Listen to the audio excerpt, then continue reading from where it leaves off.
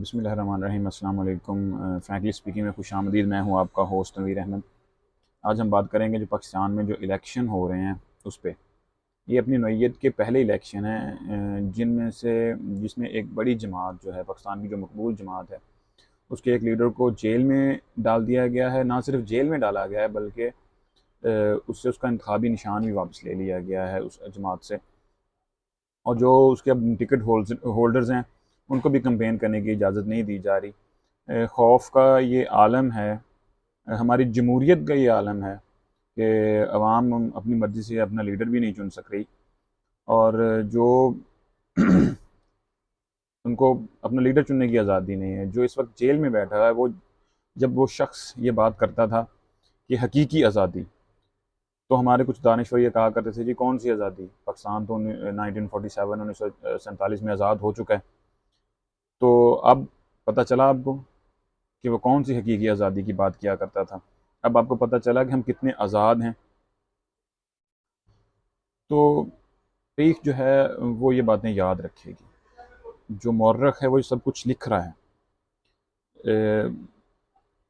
तारीख का जो सबसे बड़ा मार्का जो था हक़ और बातिल का जो हुआ था वो करबला में हुआ था। वक्ती तौर पे तो हमने देखा कि जो बातिल है उसको फ़तह नसीब हुई, लेकिन आज भी अगर हम देखें तो दरूद व सलाम किन पे भेजे जाते हैं और क़यामत तक लानतों का हकदार जो है वो कौन हुआ। आज जो फ़िरौन बने बैठे हैं यहाँ पे, आज जिनके पास पावर्स हैं, जिनके पास बड़े बड़े ओहदे हैं, ये हर वक्त नहीं रहेंगे।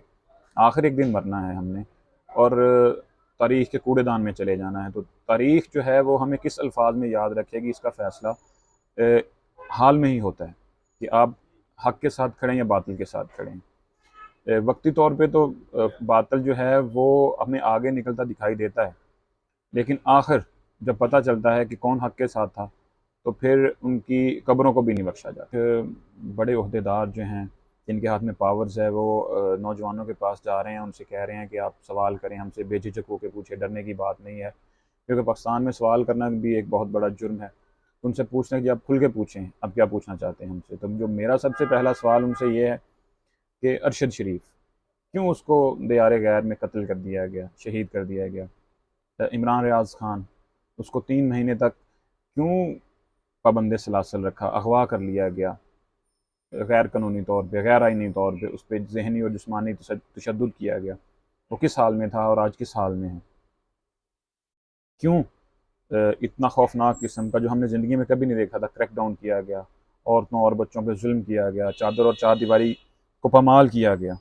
तब उनसे ये सवाल किया गया कि आप जो पाकिस्तान की मुंतखब हुकूमत है या जो वज़ीर आज़म है उनको क्यों नहीं चलने देते।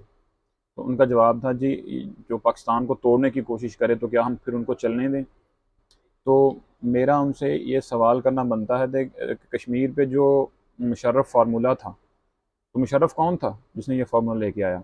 अहमद मीर जो ख़ुद एडमिट कर रहे हैं कि जब सीज़ फायर हुआ कश्मीर में तो मैं गया वहाँ पे, तो मैंने जाके देखा कि सीज़ फायर की जो पाबंदी नहीं की जा रही। जो भारतीय फ़ौज है वो कश्मीरियों के जानवरों को, भैंसों को, गाय बकरियों को निशाना बना रहे हैं। और जब मैं देख के वापस आया तो मुझे इस चीज़ का हुक्म मिला, ऑर्डर दिया गया कि आप ये चीज़ें रिपोर्ट नहीं करेंगे। क्यों नहीं करेंगे। तो मुझे ये बात आप बताएं कि आप कह रहे हैं जी मुल्क तोड़ने वालों को हम हटा देते हैं, ठीक है जी। तो आज जिसे 3 बार आपने इस आप बकौल आपके मुल्क तोड़ने की वजह से हटाया, आज पूरे ज़ोर व शोर के साथ उसे दोबारा वज़ीर आज़म बनने के लिए कैंपेनिंग की जा रही है, उसके लिए राह हमवार की जा रही है, बाकी जमातों को दीवार के साथ लगाया जा रहा है। तो क्या हम भेड़ बकरियाँ हैं, जो आप कहेंगे वो हम मानते रहेंगे, ठीक है। तो सोशल मीडिया को शैतानी चरखा कहा जा रहा है सिर्फ़ इस वजह से कि सोशल मीडिया आजकल नौजवानों को अवेयर कर रहा है, वो बता रहा है क्या सच है क्या झूठ है। इनका बयानिया नहीं चल रहा, झूठा बयानिया चल नहीं रहा, क्योंकि मेन स्ट्रीम मीडिया को जो एंकर्स हैं किसी को पैसे देकर या ख़रीद कर उनको ख़रीदा जा सकता है, लेकिन सोशल मीडिया एक आम आदमी की आवाज़ है, एक आम पाकिस्तानी की आवाज़ है। चाहे वो रेडी लगाता है, चाहे वो एक बिज़नेस करता है, चाहे वो कुछ भी है, हर बंदे के हाथ में मोबाइल है।